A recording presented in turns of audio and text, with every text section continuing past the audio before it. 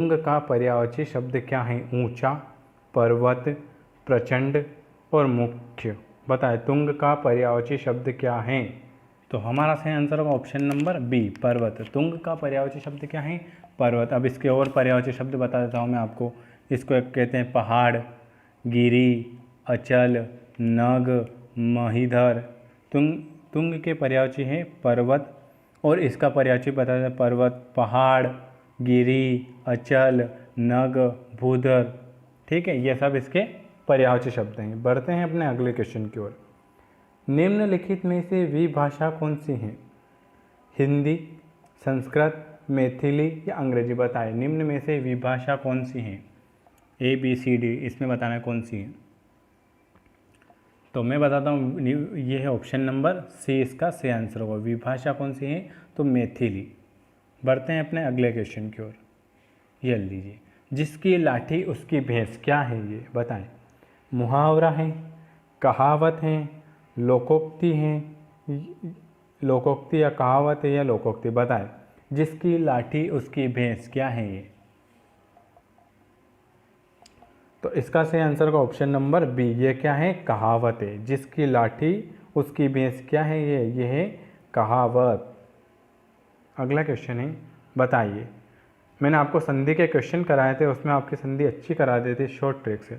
बताएं रमा प्लस इस, इसका बनता है रमेश। यह किस प्रकार की संधि है?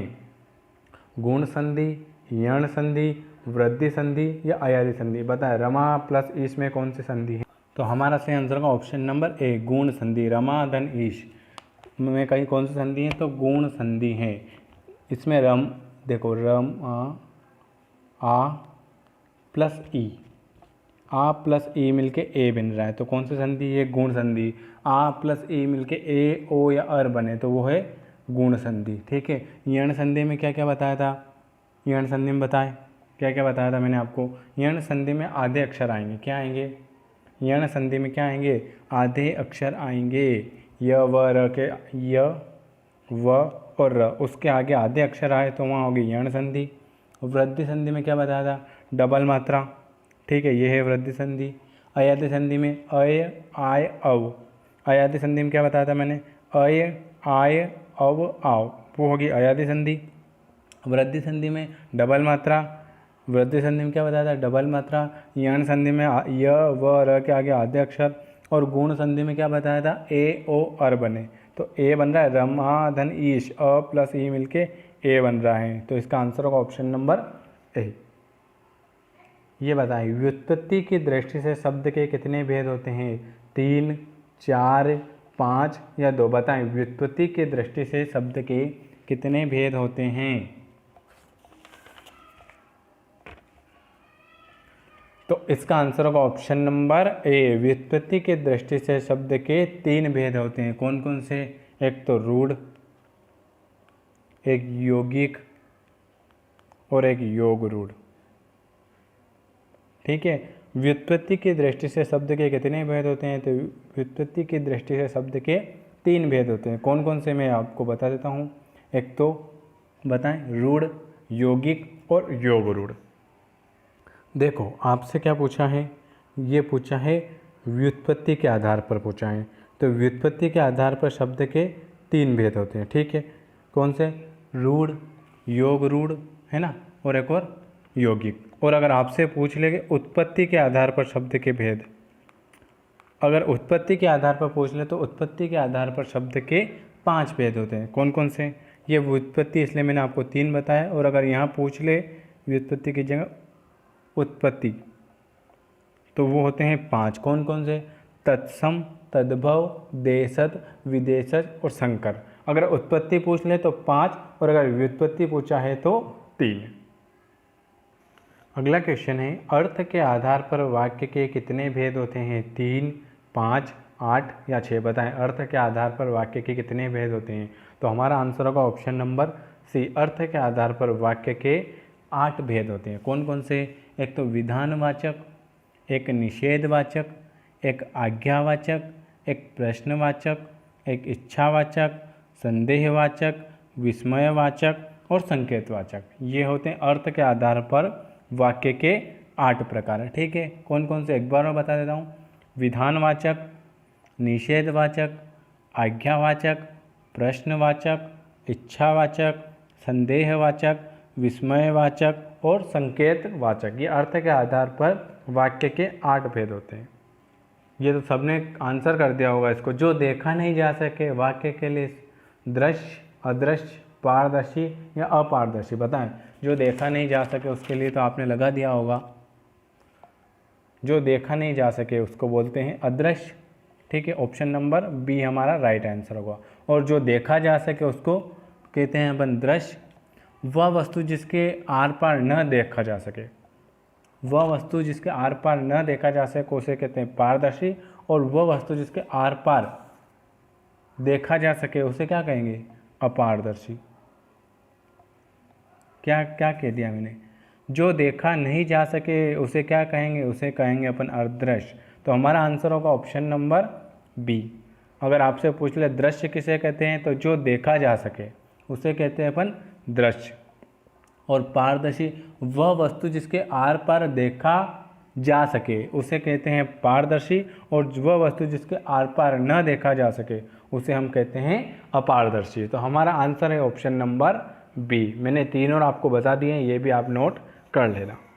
अगला क्वेश्चन है, बेल शब्द का पर्यायवाची शब्द बताएं। किहरी, वृषभ, पादप या अज बताएं। बेल शब्द का पर्यायवाची शब्द क्या होगा। तो हमारा सही आंसर होगा ऑप्शन नंबर बी। बेल शब्द का पर्यायवाची शब्द है वृषभ। इसके और बता देता हूँ आपको। वृष, एक तो वृष है ना, एक ऋषभ, एक ये ऋषभ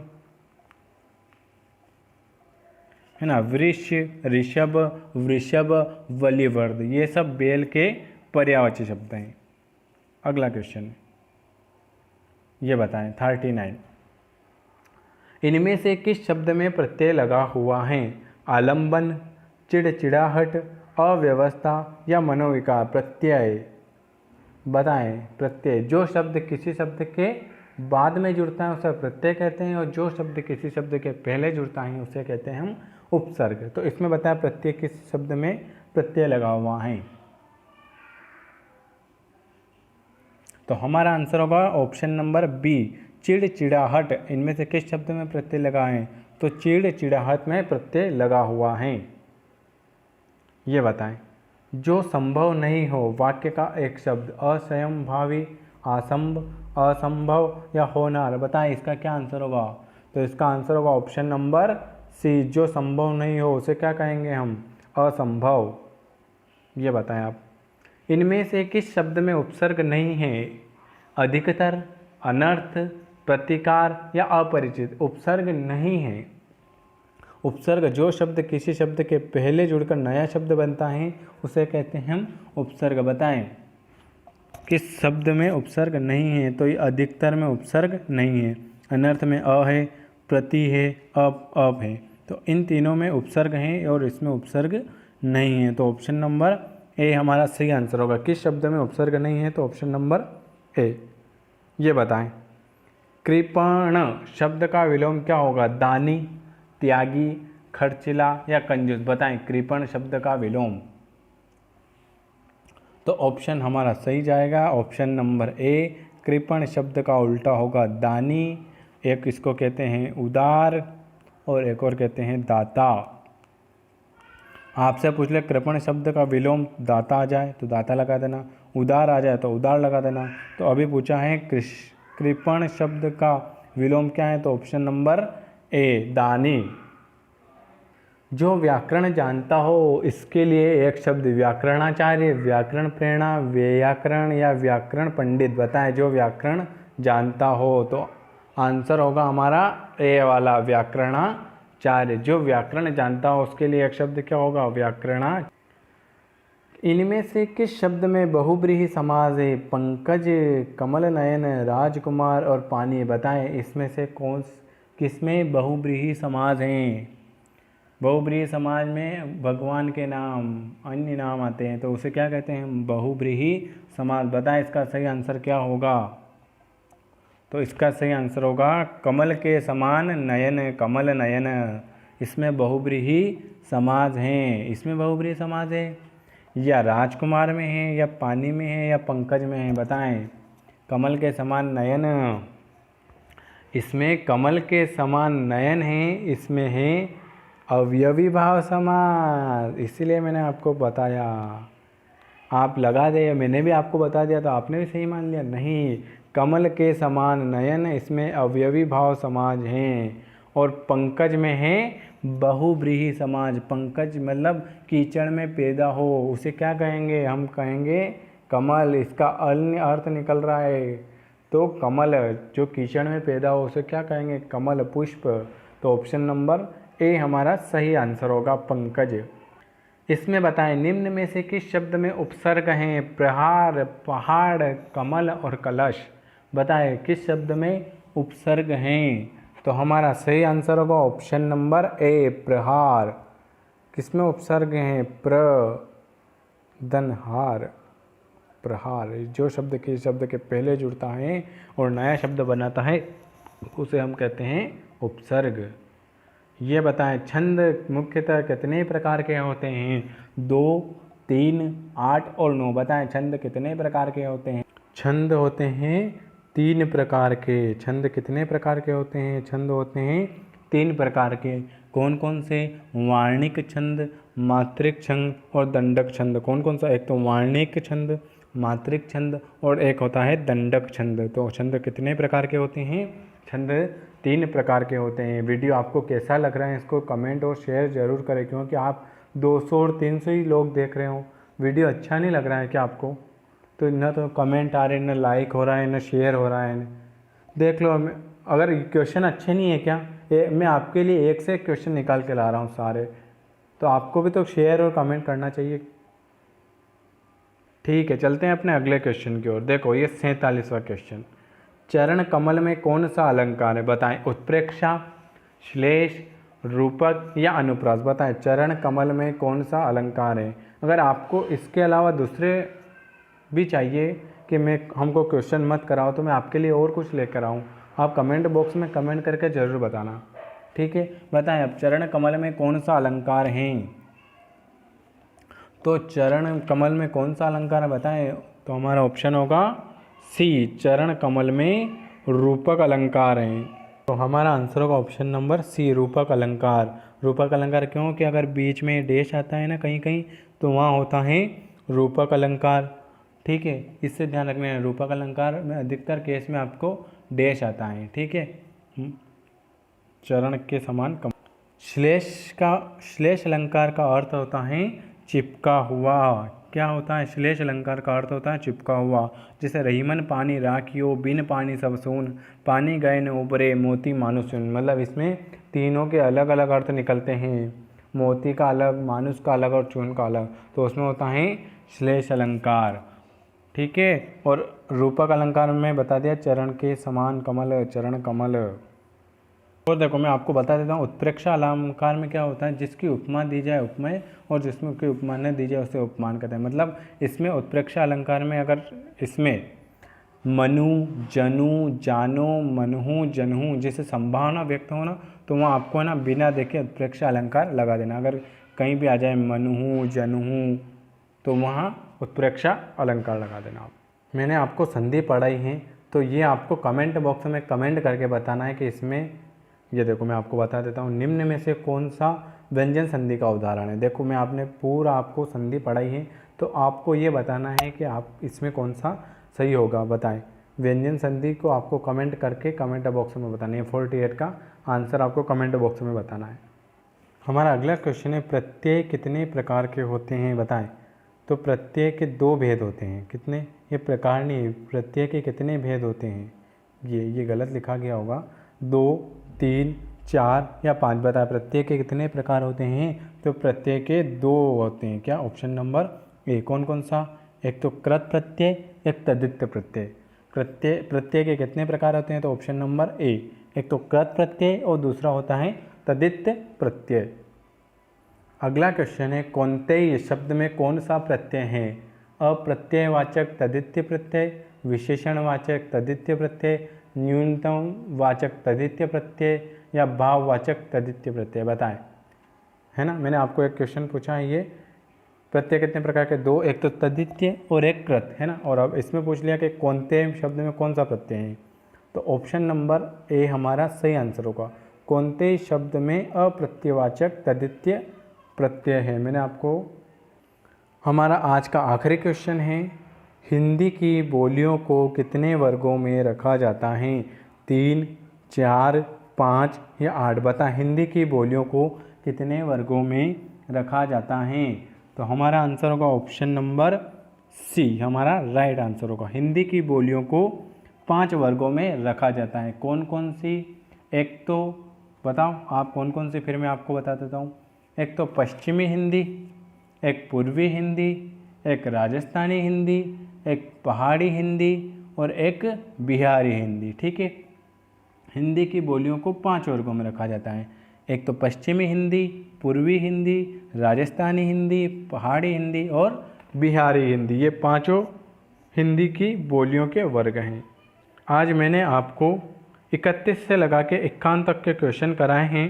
मैंने आज आपको हिंदी के 20 क्वेश्चन कराए हैं, ठीक है, और एक क्वेश्चन आपसे पूछा है। तो आपको 20 क्वेश्चन के कॉपी पेन लेकर बैठना है, 20 क्वेश्चन के आंसर लगाना है, कमेंट बॉक्स में कमेंट करना है और एक क्वेश्चन का आंसर भी कमेंट बॉक्स में कमेंट करके बताना है। और आपको वीडियो कैसा लग रहा है ये भी बताएं। मैं आपको PDF हर बार आपको टेलीग्राम ग्रुप में सेंड कर रहा हूँ। वीडियो अगर अच्छा नहीं लगे तो भी कमेंट में बता दीजिए कि आपको वीडियो अच्छा नहीं लग रहा है, तो मैं अब वीडियो नहीं बनाऊँ। जो देखता है और जो कमेंट करता है उसके लिए बहुत बहुत धन्यवाद है। और मैंने आपके लिए 11 मॉक टेस्ट बना दिए हैं, जिसमें 20-20 क्वेश्चन है, मतलब 250 क्वेश्चन मैंने आपके पूरे कर दिए हिंदी के। आज 20 क्वेश्चन और फिर लेकर आया हूँ। ये आज मॉक टेस्ट नंबर 12वां है। 11 टेस्ट मैंने पहले करा दिए हैं। अगर किसी ने वीडियो नहीं देखे हैं पुराने तो वो एक बार देख लें। उससे पहले मैंने आपको वर्णमाला के 100 क्वेश्चन करा दिए, तत्सम तद्भव की ट्रिक बताई उसके क्वेश्चन करा दिए, समास के क्वेश्चन करा दिए। मैंने आपके हिंदी की अच्छी तैयारी करवा दी है, इसलिए मैं आपको रोज़ मॉक टेस्ट 20-20 क्वेश्चन रोज़ करा रहा हूँ। तो वीडियो देखने के लिए आप सभी का बहुत बहुत धन्यवाद। और डेली अगर आपके पास नोटिफिकेशन नहीं आए तो आपको लेयर 3 एजुकेशन पर जाकर एक बार चेक कर लेना है। आपको डेली मॉर्निंग में 8 बजे हिंदी का वीडियो मिल जाएगा।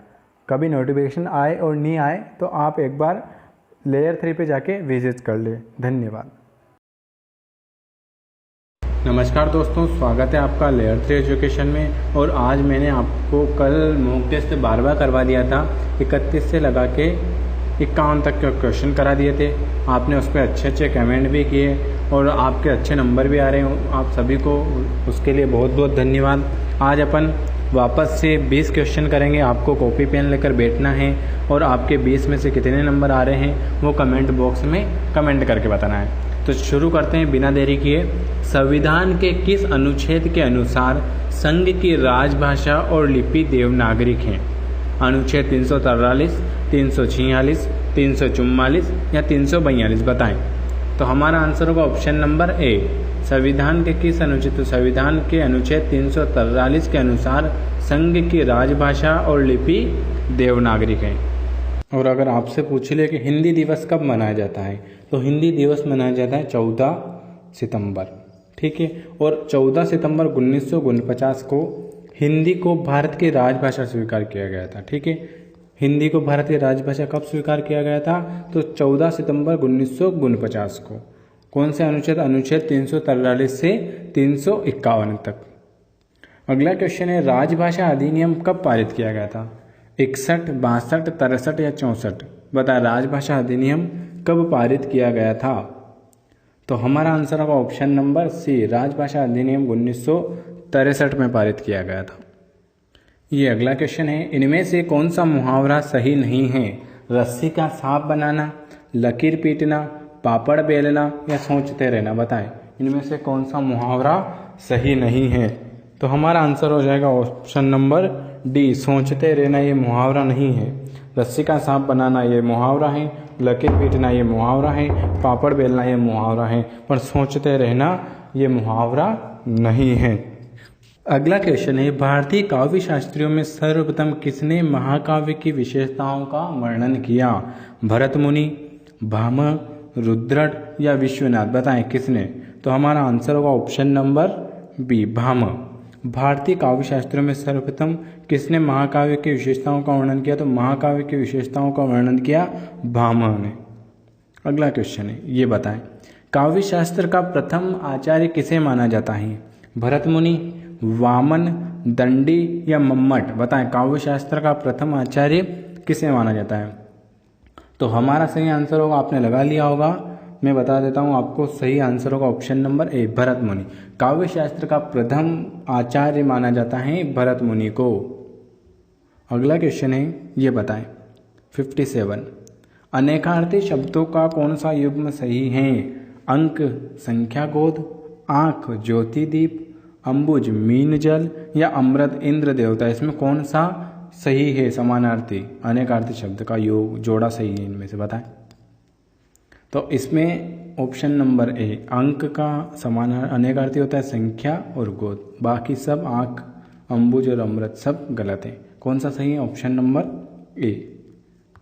ये बताएं किस छंद में 28 मात्राएं होती हैं और अंत में लघु गुरु होता है? बताएं किस छंद में 28 मात्राएं होती है? तो हमारा आंसर होगा ऑप्शन नंबर ए, हरि गीतिका। किस छंद में 28 मात्राएं होती हैं? तो हरि गीतिका में होती हैं 28 मात्राएं, गीतिका में होती हैं, बताएं गीतिका में कितनी मात्रा होती हैं? गीतिका में होती हैं 26 मात्राएं, और रोला में कितनी होती है? रोला में होती हैं 24 मात्राएं। देखो मैं आपको याद दिला देता हूँ, हरि गीतिका ये बड़ा लिखा हुआ है तो इसकी कितनी मात्रा हो गई? इस देखो हरि गीतिका इसकी हो गई 28, रोला ये छोटा है तो इसकी हो गई 24, ये गीतिका ये इससे छोटा है तो इसकी हो गई 26।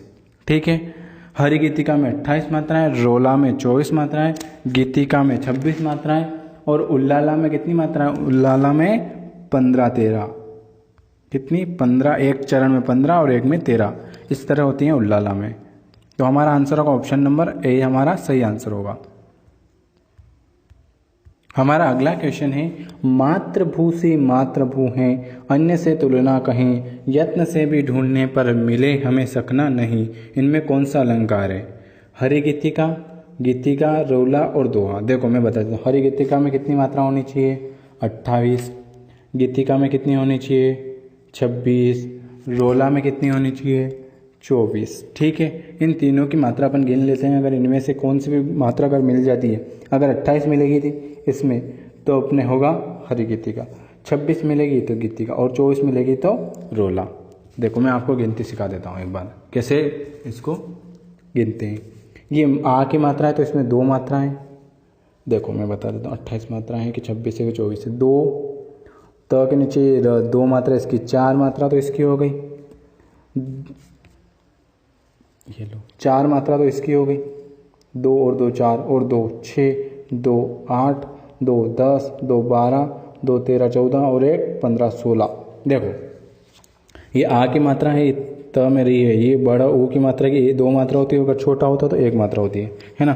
तो देखो 2 2 4, 2 6, 2 8, 2 10, 2 12, 13 14 15 16, ये 17 18 19 20 21 22 23 24 25 26 27 28, ये 28 मात्रा हो गई इसकी।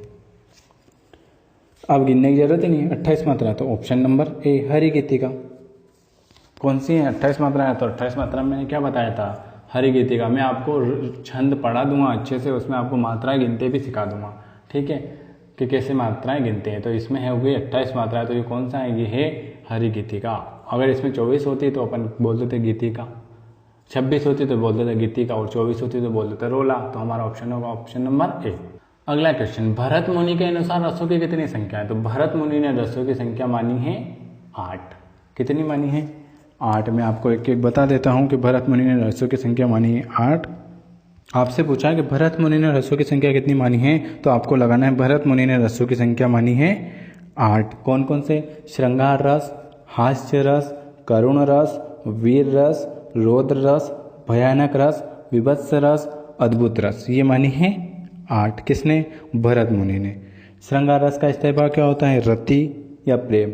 हास्य रस का होता है हास, करुण रस का होता है शोक, वीर रस का होता है उत्साह, रौद्र रस का होता है क्रोध, भयानक रस का स्थायी भाव भय, विभत्स रस का जो गुस्सा है घृणा, अद्भुत रस का आश्चर्य। ठीक है। और अगर आपसे पूछ रहे कि आचार्य अभिनय गुप्त ने रसों की कितनी संख्या मानी है, अगर यहाँ भरत मुनि की जगह आ जाए आचार्य अभिनय गुप्त ने रसों की संख्या कितनी मानी है, तो आपको बताना है कि आचार्य अभिनय गुप्त ने रसों की संख्या मानी है 9।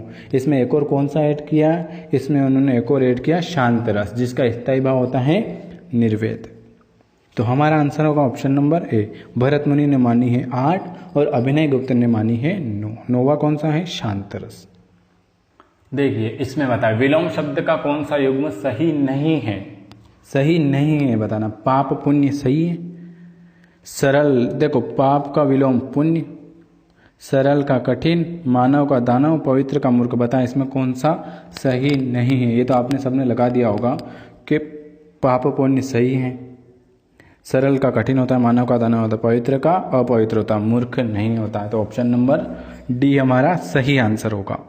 अगला क्वेश्चन, रोला छंद के प्रत्येक चरण में कितनी मात्राएं होती हैं। अभी मैंने बताया था रोला छंद, बताएं अभी मैंने बताया था छोटा, तो रोला छंद में कितनी मात्राएं होती हैं। ये लो, ये 24 मात्राएं रोला छंद में होती हैं। Option number B.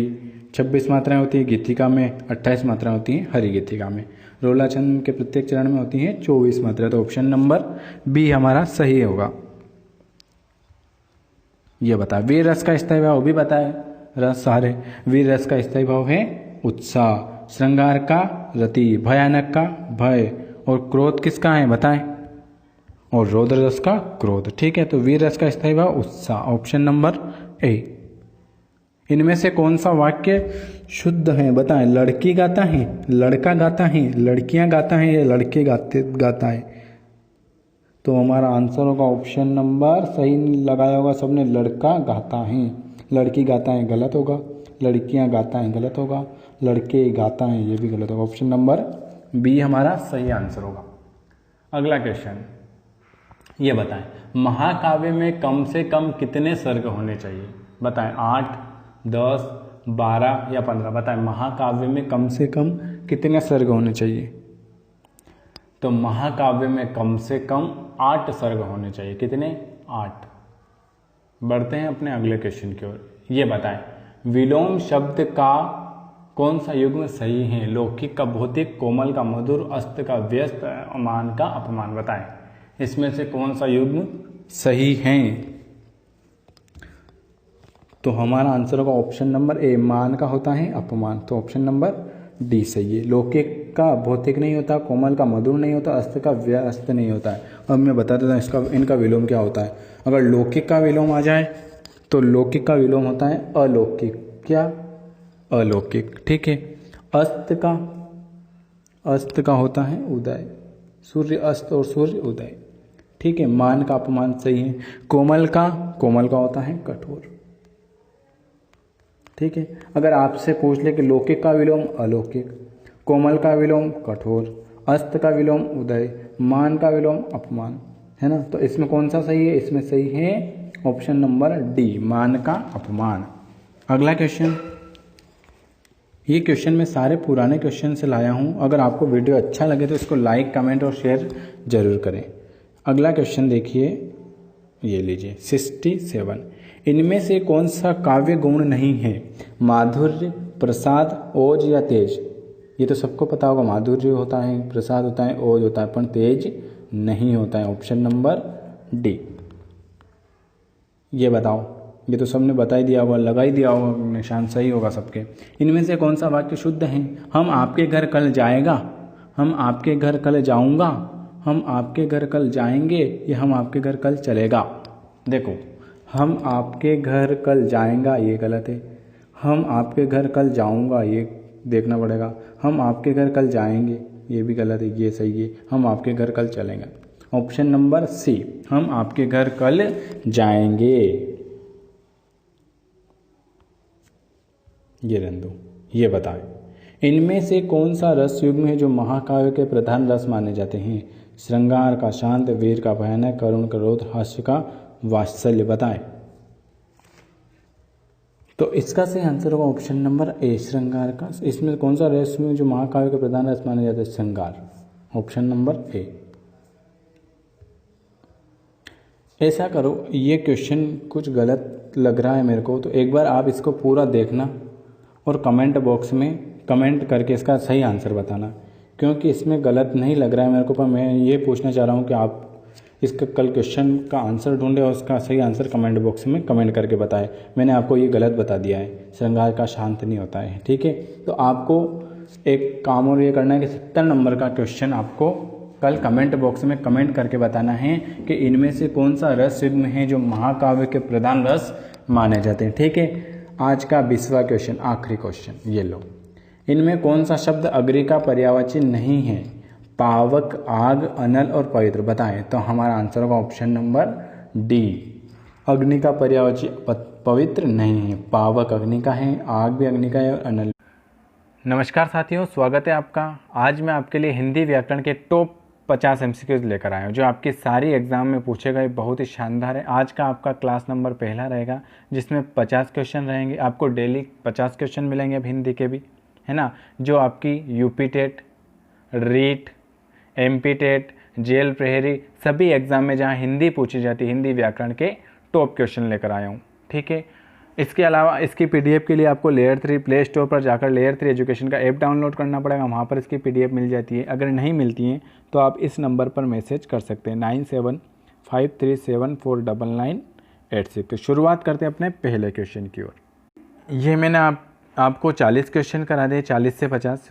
आप कमेंट बॉक्स में कमेंट करना वीडियो कैसा लगा, कितने नंबर आए, है ना, और ज़्यादा से ज़्यादा दोस्तों में लाइक शेयर करें, कमेंट करें।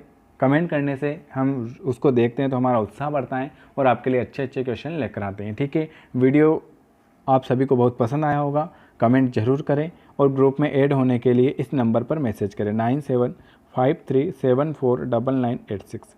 वीडियो देखने के लिए आप सभी दोस्तों का बहुत बहुत धन्यवाद। मिलते हैं अपन कल के वीडियो में।